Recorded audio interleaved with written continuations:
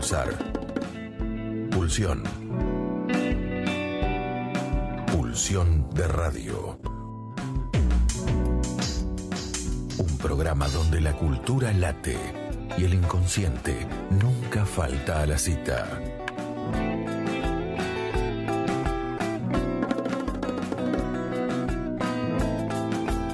Conducción y producción: Gabriel Pulice, Luis Di Santo y Diego Yaiche.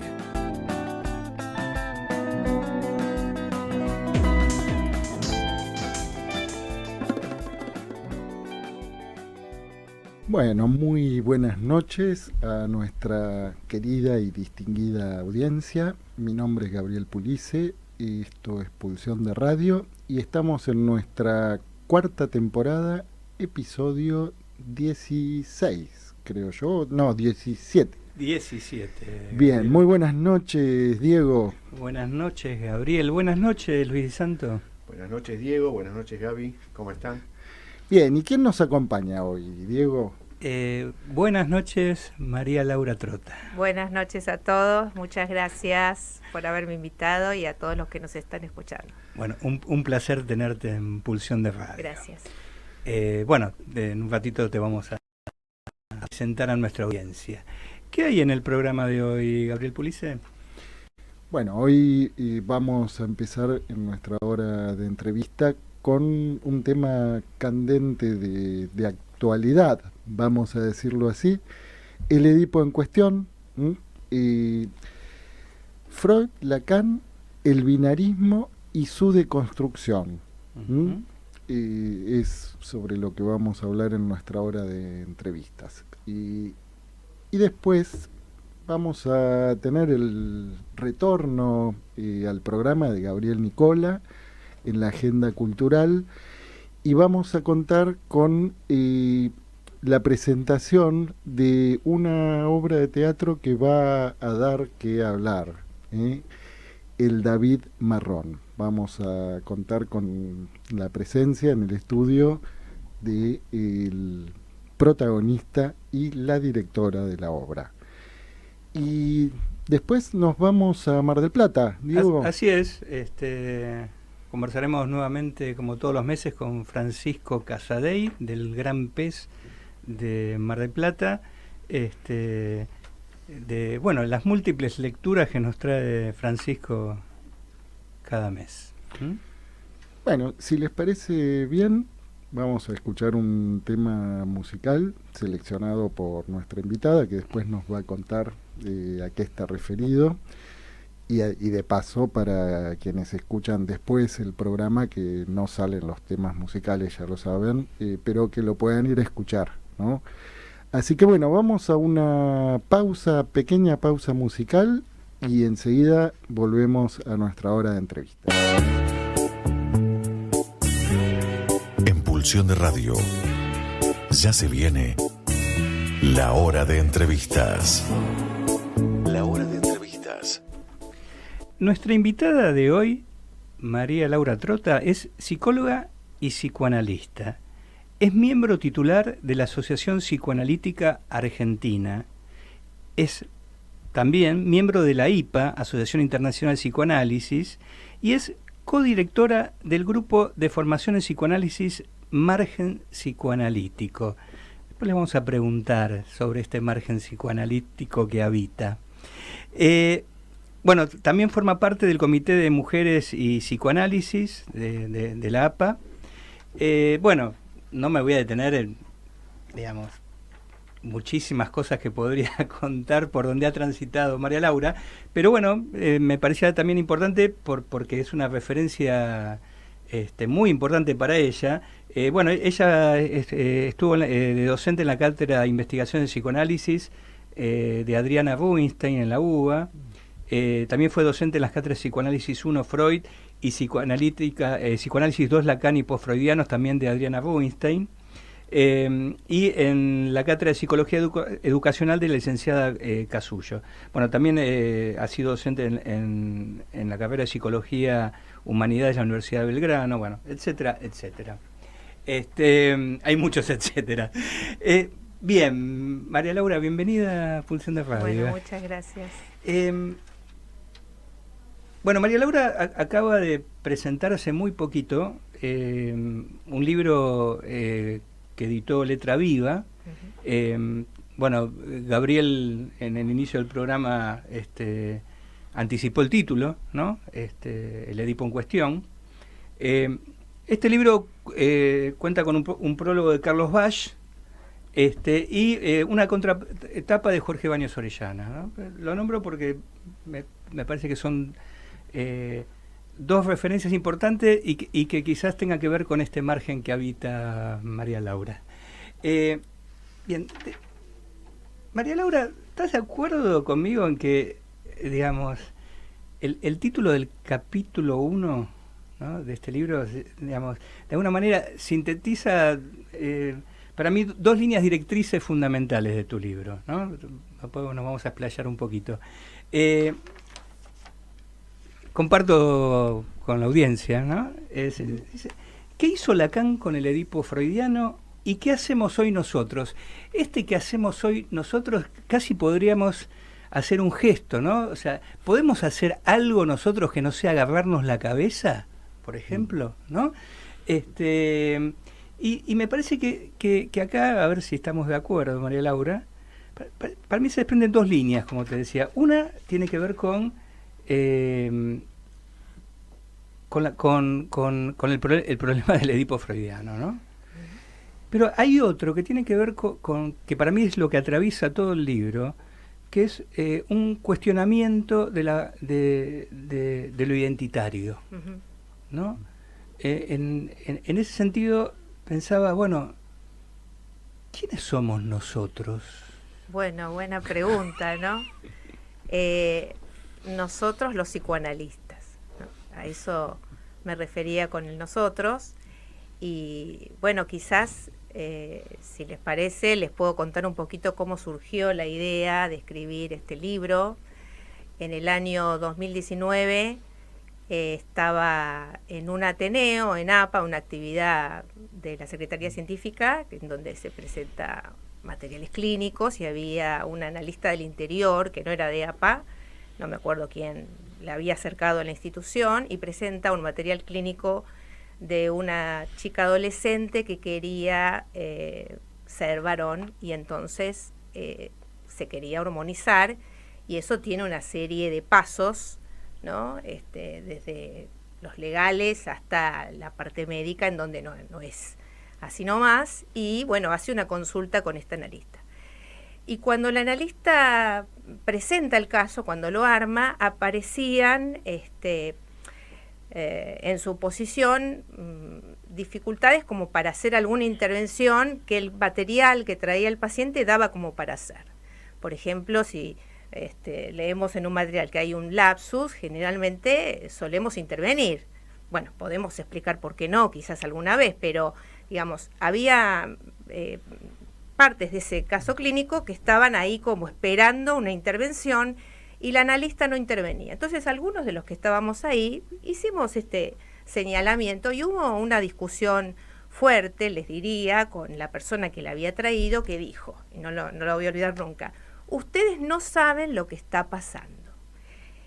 Y me quedé pensando, bueno, ¿qué es lo que está pasando? Ella venía de un congreso de la IPA en Londres, en donde quizás lo que empezaba a pasar es que los analistas empezaban a llevar a las instituciones estos casos que tenían que ver, bueno, con el tema de las diversidades sexuales, con esta posibilidad que da la ley ahora de que la gente pueda cambiar de género, y un analista que me parece que quedaba como o muy angustiada frente a esto, sin poder intervenir y perdiendo su posición, o quizás obturada por algunos discursos que vienen de los discursos de género y de las teorías queer, en donde, bueno, el psicoanálisis ya casi no sirve más para atender a los pacientes, que el complejo de Edipo ya cayó, digamos, ¿no?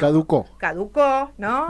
No me gusta esa palabra, pero no, bueno, a mí digamos, tampoco, pero digamos, esta era quizás otra explicación posible. Yo no sé por qué el analista no intervino, pero digamos, me parecía que había algo de esto que se empezaba a escuchar en las instituciones, de una manera, bueno, como podía ser un poco desprolija, y que no había desde los lugares en donde uno puede esperar que aparezcan respuestas frente a esto, desde las instituciones psicoanalíticas, alguna respuesta a eso, sino lo que veíamos, sobre todo en un momento en donde las redes sociales están, digamos, es una manera de comunicarse hoy, lo que uno ve es, bueno, analistas con perspectiva de género, ¿no? Como una posibilidad de acercarse a los pacientes que en otros tiempos fueron excluidos de los consultorios de los analistas, o simplemente no se sabía qué hacer con estos pacientes, pero ahora hay una demanda bastante importante, sobre todo en los adolescentes y en niños,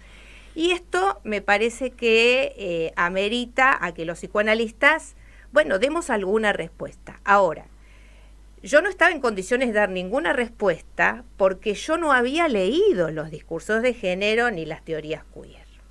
Entonces me parecía que de algún modo para poder decir algo tenía que ponerme a investigar un poco, que fue lo que hice. Por supuesto que yo no leí todos los estudios de género ni a todos los autores queer, pero leí unos cuantos como para poder situar algo en relación a que me parece que hay alguna confusión y que sería interesante que podamos aclararla. Sobre todo, primero por la gente que se acerca al psicoanálisis desde los estudios de género, en donde hay este ataque al psicoanálisis, sobre todo a todo lo que tiene que ver con la teoría psicoanalítica que se considera patriarcal, por ejemplo, decir falo o envidia al pene, bueno, como que esto supuestamente tiene que ver con la posición de Freud, que construye una teoría patriarcal y entonces eso genera tipos de vínculo, ¿no? Entonces la familia conyugal es algo que recomendara Freud, y no es así, digamos. Y me parece que estas son las cosas que fui leyendo en algún punto y que me hicieron pensar que podía escribir algo como para hacer un aporte. Bueno, así fue que empezó esta investigación de textos, y bueno, resultó este libro que aquí tiene. A ver, y entonces, tomando algo de lo que estás diciendo, vuelvo a nosotros. Porque, porque por un lado, vos hablas de las instituciones psicoanalíticas, ¿no? Que a veces vos decías, nosotros los psicoanalistas, pero en realidad cuando te pones a referir lo que fue este momento fundacional de tu libro, más que de los psicoanalistas hablas de las instituciones psicoanalíticas. Y ahí uno podría decir, es más difícil establecer un nosotros. Entonces yo pensaba, si nosotros no es, y a partir de este cuestionamiento que viene de estos colectivos, de la teoría queer, etcétera, si no es el nosotros que no estamos pudiendo dar una respuesta apropiada a estas cuestiones, ¿no? Si en realidad justamente de este cuestionamiento no se vuelve a constituir un nosotros que estaba muy como desperdigado dentro del psicoanálisis, ¿no? Por eso digo que algo que yo leo en tu libro tiene que ver con este cuestionamiento de lo identitario, que vos lo situás cuando te centrás en lo queer, ¿no? Exacto, digamos, porque bueno, esto es lo que está empezando a pasar ahora, digamos, se está cuestionando lo identitario, los autores que fueron teniendo un desarrollo desde las teorías de género hasta las teorías queer, ya van dejando un poco atrás estas divisiones en las identidades, y bueno, se postula lo queer como un lugar posible para nombrar las diversidades sexuales, digamos, que alguien pueda vivir su sexualidad como quiera vivirla, y esto que no esté tan diferenciado por las identidades. Ahora, me parece que el punto es cuando vos decís, bueno, ¿qué nos pasa que no a nosotros, ¿no? ¿Cómo hacemos con esto? Justo el otro día, por otro trabajo que estaba haciendo, releí Contribución a la historia del movimiento psicoanalítico, que es del 1914. Y ahí Freud comenta algo que me pareció muy interesante, cómo tanto Breuer como Charcot, y nombraba a otro ginecólogo que ahora no me acuerdo, le habían transmitido que la etiología de la histeria tenía que ver con la sexualidad, pero no lo podían decir. De hecho, dice él, pero ¿qué pasa que no lo dicen? Bueno, finalmente lo dijo Freud, ¿no? Y bueno, a lo mejor ahora también hay algo de cierta dificultad para terminar de situar estas cuestiones que tienen que ver con la sexualidad en los seres humanos. Bueno, puede ser que no sea tan sencillo. Entonces, bueno, empezar a hablar de estos temas, poder dialogar con los discursos de género, me parece que es una manera de, bueno, ir ubicando qué es del psicoanálisis y qué es de las teorías queer, por ejemplo, porque son epistemologías distintas. Entonces, hay cosas en donde, si uno lee algunos autores, por ejemplo, como Judith Butler, Teresa de Lauretis, Bersani, vas a encontrar algunos puntos de convergencia y otros no. Por ejemplo, ellos no le pueden encontrar la vuelta al tema de la pulsión de muerte, pero no la desconocen.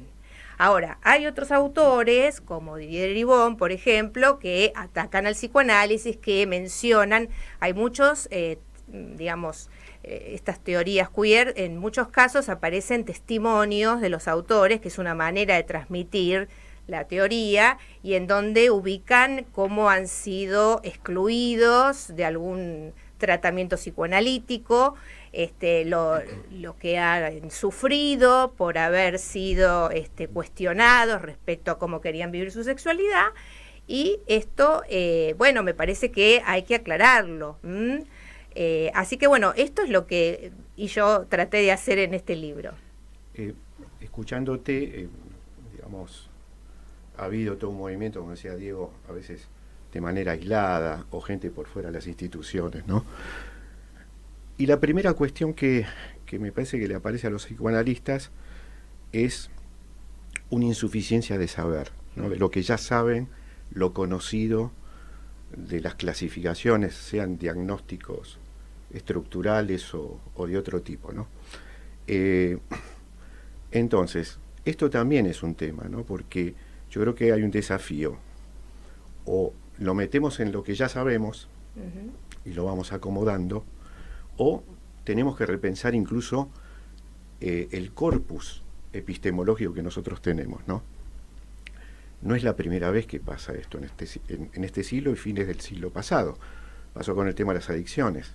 Los psicoanalistas no se ocupaban de los toxicómanos, hasta que empezaron a ocuparse, no por motivos de interés epistemológico, sino por necesidades laborales, diría. Estaba abriendo acá un libro que sacó como compilador Miller hace poco, y que pone el tema, en el título del libro, me parece que no en el saber analítico, se llama La solución trans, donde se escucha eso. Bueno, hay que aceptar la solución que el sujeto ha dado a su orientación o lo que sea, pero se pone del otro lado, ¿no? Como si todavía hubiese una insuficiencia de poder alojar eso epistemológicamente. Por otro lado, yo te quería preguntar, que también tiene que ver con esto de los psicoanalistas en las instituciones, ¿cómo fue ese trabajo con la querida Adriana Rubinstein? Dado que vos sos de la APA, ella era de Leol, compartían la cátedra y vos haces un agradecimiento especial.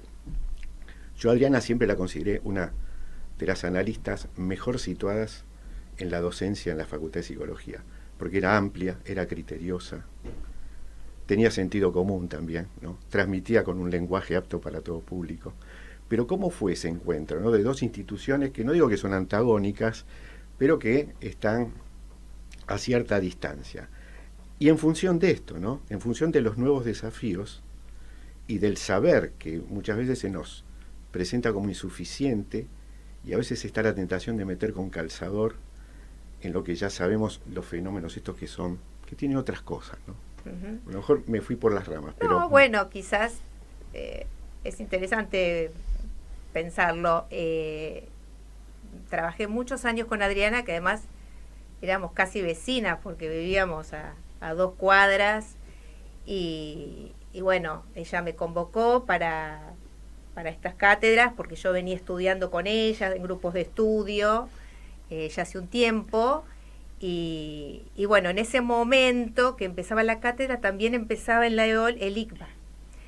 Y ella me me decía que yo tenía que entrar al ICBA y bueno, finalmente yo... El Instituto Clínico de Buenos Aires. Sí, perdón. Y bueno, decidí entrar en APA y entonces eso era en principio un tema, pero pudimos perfectamente, porque además, bueno, yo empezaba mi formación en APA y ella realmente aprendí muchísimo. Yo soy de la idea de que no podemos esperar toda la formación de una institución. Uno entra en una institución, arma lazos, se generan transferencias y uno puede encontrar a sus maestros ahí, pero no solamente, porque para mí Adriana fue una de mis maestras. Lo que yo pude hacer acá tiene mucho que ver con lo que pude aprender con ella en investigación. Fue uno de los momentos más lindos de mi formación también, por cómo ella podía armar grupo y sostener una actividad que bueno, que fue de muchos años. Así que bueno, eso por un lado. No sé si podría ubicarlo tanto en el tema del libro, porque no era un tema en ese momento, sí las adicciones por ahí, pero bueno, sí quizás aprendí mucho en relación a la docencia, ¿no? De poder escucharlas en sus clases y bueno, eso dejó su marca en mí, por supuesto. Bueno, sí, justo de Adriana Rubinstein, hoy hace un ratito me hicieron una entrevista para otro programa de radio, de la radio de la universidad, y bueno, fue mencionada en ese contexto Adriana, que fue mi directora de tesis doctoral en mi primera temporada, ¿no? Pero bueno, lo que te quería preguntar, María Laura, en relación a esto que vos situabas en ese encuentro, ¿no? En donde alguien expone, ¿no? Su propia angustia, ¿no? Se podría decir. Si hay algo de lo que sucede, ¿no tiene que ver también con esto que Lacan situaba en términos de la resistencia, ¿no? Que es la del analista? Y bueno, como puntos de detención en los análisis de los analistas, encuentros angustiosos con los límites en el saber sabido. Por supuesto, lo podemos leer así, pero digamos, es bastante general, diría yo, ¿no? Porque es un tema complejo, donde estamos recibiendo analistas jóvenes que, por ejemplo, en supervisiones, a veces escucho, vos no conocés un lugar bueno para recomendarle a mi paciente para que se vaya a hormonizar, porque yo no quiero que vaya a ningún lado. Digamos, los analistas jóvenes están recibiendo estos casos, vienen estas cuestiones, entonces me parece que tenemos que tener claro el tema responsablemente, porque estamos viendo pasajes al acto, chicos que se están suicidando, entonces no me parece un tema menor. Y después de esa situación, como vos dijiste, bueno, ese momento inaugural donde algo se despierta en uno y piensa en un tema, bueno, vino la pandemia y fui por primera vez a un congreso virtual que se hacía en Uruguay, pero desde nuestras casas. Y ahí, bueno, me encuentro con un congreso totalmente distinto, porque la pregunta era esta, ¿no? A ver si el falo seguía sirviéndonos para ordenar un poco la cuestión, o ya había que... Si el falo sigue siendo lo que era. Exactamente, ¿no? O si había que cambiarle el nombre. Y bueno, abre el congreso Jorge Reiter, que era todo un cambio también, ¿no? En una institución como la IPA o FEPAL, que apareciera esta en la lista. Y también ahí escuché a una analista que se llama Patricia Gerovici, que seguramente la conocen, y si no, bueno, por ahí la escucharon nombrar, que ella es argentina y vive en Estados Unidos y tiene una gran experiencia con pacientes trans. Y entonces ahí ella dijo algo que también me dejó pensando mucho y que tiene que ver con que yo haya escrito este libro, y es que en ese momento ella dice, ¿por qué tanto problema con las operaciones? En ese momento ella, bueno, justamente Angelina Jolie se había operado otra mama porque tenía temor a que se repitiera un cáncer que ya había tenido. Entonces, ¿por qué no decimos nada de la operación de Angelina Jolie y se cuestiona tanto que un trans se opere? bueno, yo me quedé pensando mucho en eso, como digo siempre, una cosa es que alguien que se quiere operar vaya al médico, que es otro ámbito, y el médico le dirá si opérese o no, no se opera, y alguna explicación, a que un analista diga sí o no lo que fuere, ¿no? Si se tiene que operar, si se quiere operar la nariz, el sexo, lo que fuera. Digamos, no tenemos que decir ni que sí ni que no. No hay que tomar partido. Y entonces, en ese sentido, me parece que toda la movilización que produjeron estos estudios y que, bueno, permitieron que nos pongamos a pensar en este tema de otra manera, y también por la clínica que se empezaba a acercar, bueno, me parece que hay que considerarlo seriamente y poder ver, bueno, qué dicen los estudios de género y ubicar que no es lo mismo para un analista recibir una consulta y no entender que eso que está diciendo un paciente es una demanda y que habrá que ver las vueltas que tiene esa demanda para ver de qué está hecha. Y que si alguien dice que se quiere operar, bueno, habrá que ver si en el tránsito de un análisis eso terminará en una operación, y podría ser que sí, y es una decisión posible, o si hay alguna otra cuestión. Ahora, vos lo que estás de alguna manera desarrollando es que pasado ese momento inicial, ¿no? de choque, de sorpresa, de qué hacemos con esto, o nosotros tenemos algo que hacer con esto, hay otro momento, ¿no? Podemos decir, esto es del queer y esto es del psicoanálisis, por llamarlo de alguna manera, ¿no? Esto es de César y esto es de Dios. Póngase donde cada uno quiera la cuestión. Hay algo de esto, pero ¿qué te parece si esto lo respondés de si hay otro momento ahora, luego de la pausa? Bueno, y vamos a escuchar un tema musical, y a la vuelta nos contás sobre los dos temas musicales. Okay. Bien, adelante. Bien, en el intermedio seguíamos conversando con María Laura. Disculpa porque sí, los dejamos un poco afuera de la conversación. Gabriel te preguntaba, ¿qué temas estábamos escuchando? Bueno, te lo había pasado. Sí. Es un tema de una ópera Rinaldo que se llama Laya Quiopianga, y que fue... es de Händel, la ópera, y era interpretada por el famoso Farinelli, que era un castrati, ¿no? Digamos, en aquel momento, por el 1700, por ahí, había la iglesia no le permitía a las mujeres cantar. Entonces una solución era que los castratis interpretaran esos papeles que correspondían a las mujeres. Bueno, hay varias obras en donde esto se da. También había sugerido otra de los cuentos de Hoffman, donde aparece un hombre haciendo el papel de la soprano, digamos.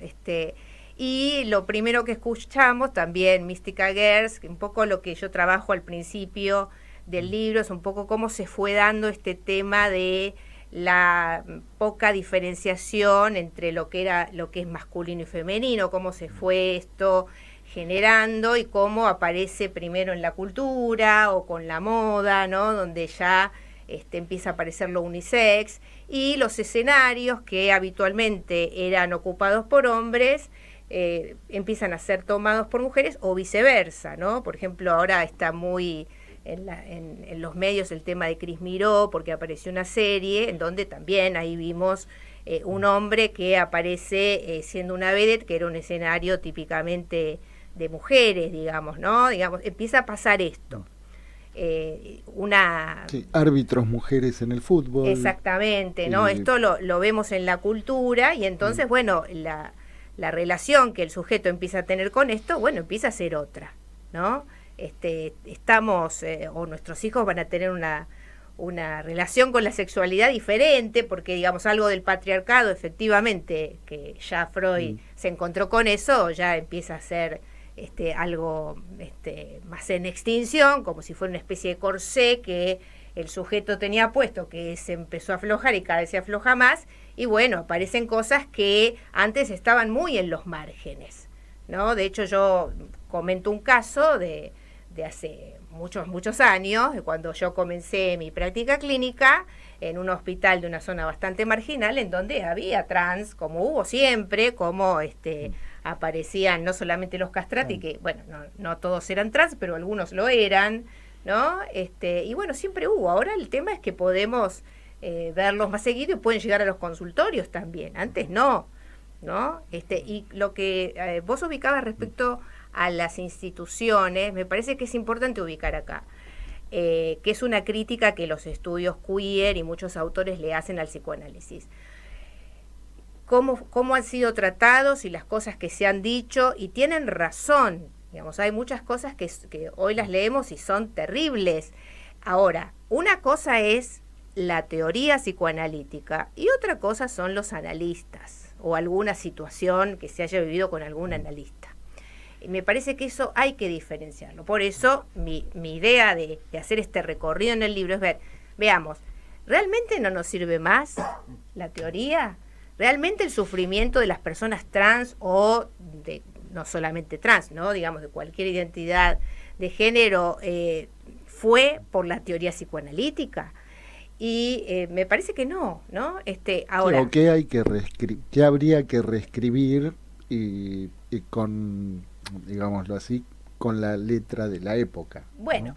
Me parece que Lacan, al final de sus seminarios, porque además, en todas las épocas, tanto Freud como Lacan también, siempre estuvieron digamos, interpelados por los feminismos, cada uno en su momento. Y cuando Lacan comienza en los últimos seminarios con las fórmulas de la sexuación, también fue por un tema en donde las feministas empezaban a ubicar que había una libido femenina y había un inconsciente femenino, y un poco para dar respuesta a esto aparecen todos los desarrollos de los últimos seminarios, que por supuesto son muy complejos, que yo hago un pequeño esbozo, después vamos a hablar si querés de a quién, digamos, cuando pensé en un lector, en quién estaba pensando, por eso no hago un gran desarrollo. Podemos hablar ahora. Bueno, cómo no. Pero bueno, la idea es ubicar que la teoría estaba, no es que no estaba, pero era muy difícil de comprender, no todo el mundo tenía acceso a eso, y ahora, bueno, estamos haciendo el esfuerzo y poder ubicar que, bueno, respecto a cómo fue el tratamiento del objeto A que hace Lacan a partir del Dasdin freudiano, donde él da cuenta de la diversidad de género en el humano, en donde lo masculino y lo femenino va teniendo, digamos, absolutamente en convergencia con los discursos queer, no tiene nada que ver con la biología, ¿no? Por supuesto, sino con una posición. Cuando vos me decías, bueno, hablemos ahora de a quién estaba dirigido el libro. Bueno, yo estoy hace bastantes años coordinando un grupo que se llama Margen Psicoanalítico, de analistas que me venían siguiendo en algunos cursos que yo daba, y se armó este grupo de transmisión de psicoanálisis, en donde, bueno, hay gente joven, hay gente que está empezando, y entonces, a partir de la experiencia que tuve con Adriana Rubinstein, justamente, que dábamos psicoanálisis en una universidad que tenía una orientación sobre todo cognitivista, y entonces era muy difícil, porque, bueno, éramos de las únicas materias de psicoanálisis que tenían. Entonces, las preguntas que aparecían eran, te compelían a tratar de explicar de alguna manera cuestiones que eran muy difíciles, para acercarlos, aunque sea un poco, de qué se trataba el tema. Bueno, eso me dio como cierta calle, diría yo, para intentar transmitir el psicoanálisis de una manera que sea bastante amigable, y que yo creo que este libro un poco habla de eso. Entonces, bueno, la idea era poder llegar a los analistas jóvenes y que se quieran acercar a Lacan, pero también a la gente que conocía el psicoanálisis a través de los discursos de género. De hecho, hay ejemplos de gente que está en el tema de discursos de género, pero que además tiene formación psicoanalítica y que dicen cosas que a mi criterio son un poco confusas y que me parece que está bueno que las aclaremos los psicoanalistas. ¿Cómo cuáles, por ejemplo? Bueno, te puedo leer una que me la había señalado acá. Por ejemplo... Qué lindo señalador que tenés. Sí, me lo regaló Además. mi hija. Sí, divino. Espérate que ya...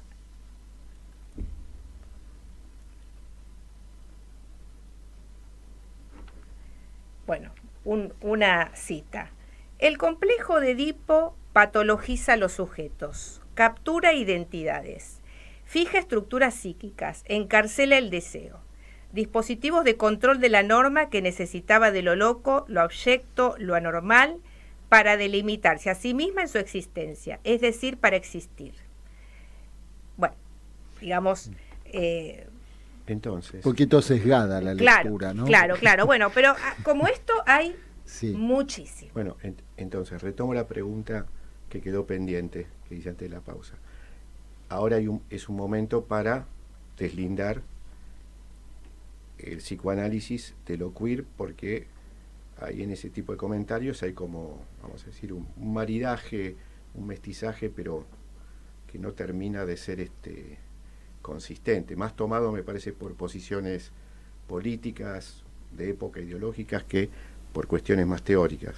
Efectivamente, hay algo de esto. La política sería acercarnos a los discursos de género, pero a mi criterio hay que hacer una distinción, ¿no?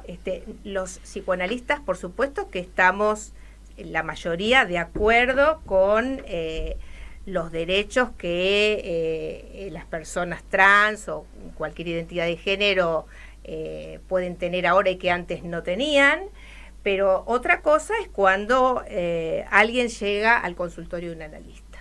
Y si ahí aparecen los prejuicios o las teorías que pueden estar obturando la escucha, bueno, puede haber confusiones que en realidad empujan a un sujeto a actos que después por ahí no tienen mucho retorno. Bueno, me parece que se trata de esto, de ubicar que hay algunos riesgos y que, a mi criterio no debiéramos dejar pasar esta cuestión sin pronunciarnos desde el psicoanálisis. Ahora, María Laura, y esta pregunta se la hago a alguien que habita márgenes, ¿no? ¿No? De hecho, este grupo, digamos, que margen psicoanalítico, ¿no? Y margen psicoanalítico de alguien que está en la IPA, ¿no? O sea, digo, que esto de habitar márgenes no es ajeno a vos, e incluso en el libro, no es ajeno al formato del libro, porque la contratapa del libro está escrita por Jorge Baños Orellana, que es alguien que transitó de la Escuela de Orientación Lacaniana a la École Lacanienne, y que en este libro, uno podría decir, transipa, ¿no? Digamos, a un miembro de la APA, ¿no? Entonces, que algo de lo trans, ¿no? Está en el mismo formato del libro, ¿no? Y que tiene que ver con también la relación que tiene con lo identitario el querido Jorge Baños Orellana, ¿no? Entonces yo pensaba, volviendo a la pregunta que te hizo Gabriel antes, ¿no? O el comentario respecto a la resistencia al analista, la teoría queer o los estudios queer no están señalando algo que sí hay que escuchar, ¿no? Que tiene que ver efectivamente con este punto de resistencia y que tiene que ver con que quizás el punto de detención, como digamos, tenga que ver con lo identitario, que la pulsión sexual se lleva mal con lo identitario y que ahí donde aparece lo identitario, tanto del lado de las instituciones psicoanalíticas, no digo de los psicoanalistas, de las instituciones psicoanalísticas o de los psicoanalistas institucionalizados, como del lado de los colectivos, ¿no? Que justamente fue una de las cuestiones que puso en tensión la teoría queer, respecto a las identidades, ¿no? Entonces, no están señalando este punto de detención y que efectivamente hay que rescatar algo de lo transidentitario, ¿no? y que quizás sea el lugar donde habita la pulsión sexual. Bueno, es difícil contestar dónde habita la pulsión sexual. Por supuesto, cuando alguien dice yo soy, ¿no? Hay algo de la pulsión que está ahí, pero hay algo que excede a lo identitario, que Lacan lo ubica del lado derecho de las fórmulas de la sexuación, en donde, bueno, no alcanza a decirlo la identidad, pero que está también. Entonces, ¿qué vienen a cuestionar y que está bien que lo hagan los estudios queer y todos los estudios de género? La psicopatologización de aquello que sea diverso al ejercicio de la sexualidad como heterosexualidad. Sí, ¿y no fue Freud el primero? Efectivamente, pero el tema es que no todos en ese punto, las instituciones sobre todo, han tenido corrimientos de la posición freudiana. Y de hecho está documentado acá en el libro, lo pueden leer. Sí, perdón. No, para picar un poco la conversación, porque a mí me parece que vos en tu libro, si hay algo que señalás, es una diferencia entre los estudios de género y la teoría queer. La hay, sí, Por eso, digo, y digamos, en ese sentido yo creo que justamente la teoría queer cuestiona tanto a los estudios de género como a ciertas versiones del psicoanálisis. Sí. Digamos, o cierto punto de detención. Yo me gusta pensarlo más así. Cierto punto de detención que no nos permite quizás dar una respuesta apropiada a estas nuevas eróticas, si lo queremos llamar así. Entonces, digo, hoy hablábamos ahí en la antesala de diálogo, ¿no?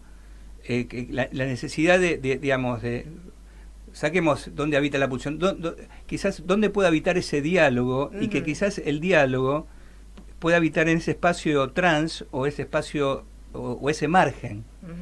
Bueno, efectivamente, si uno piensa en un análisis, uno lo transita, ¿no? Y llega alguien a un análisis y se va a otro. Se transforma. ¿No? Hay algo de una transformación que, si se cursa un análisis, generalmente es duradera, ¿no? Entonces también hay una operación, que es la operación analítica. Entonces, más que una respuesta, porque, perdón que quería decir esto y me olvidé, bien. Entre todas las cosas que fui diciendo, en aquel primer Ateneo del 2019, lo que se decía era que había que acompañar al paciente. Y esto es lo que yo creo que es riesgoso, porque, digamos, un analista está para acompañar al paciente. De algún modo podemos decir, bueno, sí, lo vamos acompañando. Pero para eso están los acompañantes terapéuticos. Digamos, los acompañantes terapéuticos, o la familia, o la pareja, o los amigos, lo que quiera. Pero cuando alguien viene al consultorio de un analista, bueno, viene a que lo escuchen, a que hay algo ahí a escuchar, que por ahí el sujeto no sabe que sabe y que por algo viene. Entonces, me parece que algo lo divide. Efectivamente, que no es lo mismo. No es lo mismo ir al consultorio de un analista que a cualquier otro espacio con esas demandas. Entonces, sí, hay algo de lo trans, podríamos decir que en algún punto nos habita todo entonces, ¿no? Que hay algo que queda siempre por fuera de la identidad, por fuera del yo, obviamente, y que, bueno, hay que vérselas con eso, con lo de uno y con lo del otro, ¿no? Ahora, esto venimos hablando de margen, que vos tenés incluso un espacio que tiene esa palabra, ese significante. Pero yo te pregunto si, más que margen, no es un passepartout, ¿no? Dado tu relación institucional, ¿no? Y hablando de passepartout, tengo que hablar del cuadro. Y es la segunda oportunidad, en pocos días, que entrevistamos a una analista que publica un libro cuya portada le ilustra a su pareja. ¿Es así? Es así. Bueno, ¿por qué no nos contás un poco de esto y de la ilustración? Bueno, cuando yo estaba pensando en la tapa del libro, mi esposo me dijo, si querés, yo puedo hacer un dibujo, y entonces hizo varios. Y bueno, medio que votamos entre los conocidos, a ver, y a mí me gustó y bueno, hay como distintas interpretaciones, ¿no? De quién es quién, ¿no? Acá el tema Estamos hablando de Gabriel Centeno, ¿no? Exactamente. Okay. Y entonces, la cuestión fue que él no leyó el libro, me pidió que se lo contara, lo cual iba a ser muy difícil, ¿no? Y entonces me tomé ese trabajo de contarle más o menos. Antes de dormir. Claro, le conté más o menos. Léeme. Y entonces acá él hace esta salida, ¿no? Con estos brazos cortados y la tira con los colores, ¿no? De la diversidad y todas las siglas, ¿no? Y me dijo algo que me decidió por este dibujo. Me dijo, bueno, la sexualidad es una búsqueda. Y me pareció muy interesante, ¿no? Que pudiera ubicar esto. Él es músico, o sea que nada que ver, no es psicoanalista, por ahí se analiza, pero bueno, hay algo de eso en el humano, ¿no? Una búsqueda que uno se entera lo que andaba buscando cuando lo encontró. Y me parece que bueno, que algo de eso o cuando lo perdió. O cuando lo perdió, digamos, ¿no? Entonces, bueno, eso hizo que eligiera este dibujo. Bien. Bueno, entonces volvamos porque efectivamente una de las características de este libro es el lenguaje, ¿no? Uh-huh. ¿No? O sea, es un libro que es muy amigable para leer, ¿no? Vos antes decías que bueno, esto es algo que aprendiste de Adriana Rubinstein, pero o de la experiencia con Adriana Rubinstein en la Universidad de Belgrano. ¿Cómo pensás que va a ser recibido? Bueno, por un lado tenés destinatarios que es todo. Hoy nos contabas que alrededor de Margen Psicoanalítico tienen como 7.000 seguidores, lo cual hoy en día, no sé, por lo menos en el ámbito del psicoanálisis es un montón, digamos, ¿no? Pero, ¿y puertas adentro de tu institución? ¿Cómo? No es una institución. No, de la APA estoy hablando. Ah, estoy, claro. ¿Cómo digamos, porque también los lacanianos en la APA son contados con las manos, ¿no? Bueno, no sé. Ahora hay algunos más. Sí, pero hay algunos. En tiempos de tu maestro Carlos Bach, es verdad. No sé si llegaban a una mano. Pero ahora hay unos más y probablemente haya más. Bueno, les aviso, voy a presentar el libro en la APA, porque yo hice una presentación en otro espacio al margen, ¿no? Pero lo voy a presentar el 21 de noviembre a las 19:30 horas, están todos invitados, pueden ser... ¿Puedes decir la dirección? ¿Es en la APA? Rodríguez Peña y Guido, sí, en la APA. Todos, todas y todes. Todes, claro, exactamente. Sí. Tienen que escribir APA porque hay que anotarse para ir presencial y si no, va a ser por YouTube. Así que pueden ir todos los que quieran. ¿Cómo fue en la APA? Por supuesto que, bueno, como en grandes instituciones, hay grupos, ¿no?, de los lacanianos que por supuesto estuvieron en la presentación que hice en mayo y todos lo recibieron muy bien. Los que lo leyeron, algunos todavía no lo han leído y no sé si lo van a leer, pero bueno, digamos, los que lo han leído tuvo una recepción muy buena y todos han estado interesados. Es verdad que en algunos analistas el tema de leer los capítulos que tienen que ver con los estudios de género y las teorías queer les costó más. Ajá. Esto me lo han dicho, como que les cuesta ubicar esto.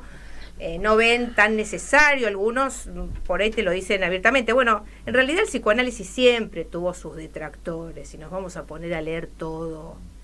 Como desestimando. Claro, un poco. Yo creo que sí, que está bien que leamos y también creo que está bueno que empecemos a dialogar con los discursos de género y a ubicar las diferencias y en qué cosas hay algunas convergencias. Por ejemplo, bueno, está ubicado acá en el libro el tema del semblante, ¿no? Digamos, parece que pero aparte vos prestás un servicio adicional porque le acercás a los analistas algunas de estas teorías en un mismo libro.